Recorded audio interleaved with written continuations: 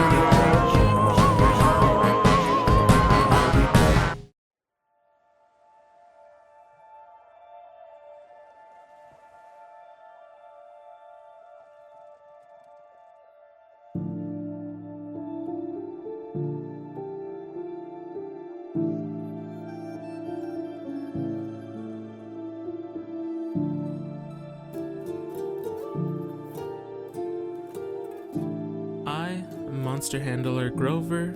This is log number 1 of my celestial investigations. A few months ago, the celestial of plant, Blasum, regrew into its elder form and landed upon Plant Island. I assume this means that all of the celestials will soon regain their old forms and go on their respective islands. As a former member of Doma, I started thinking, could this mean their memories are reforming? I am hiding this investigation from the rest of the monster handlers, but I will leave these audio logs in case something happens to me. I hosted an interview with Blasum. It claimed to have regained some of its old memories, not all of them. To my disappointment, it didn't remember anything about the cataclysm, but Celestials have a certain feel when their element is connected to something. It apparently comes in different forms for each of them. Unfortunately, though, it didn't feel anything about the cataclysm. I even tested this out by looking into its head bloom. Supposedly, you can see Blossoom's thoughts and imaginations through this, but this just affirmed Blossoom's claim. In fact, when it was thinking about the cataclysm, its head was so empty, it felt like it was the sole opposite of plants, like a desert or a foreign planet without any life, maybe even a separate dimension where plants were never formed. But what is it that monster handler Matt always says? Bah, that's ridiculous. I am Monster Handler Grover, and this is log number 2 of my celestial investigations. I was right, all of the celestials will eventually regain their forms. Glaishur, the celestial of cold, has regained its elder form this time. I took this opportunity for yet another interview. Glaishur, while not looking the brightest, is just a bit slow.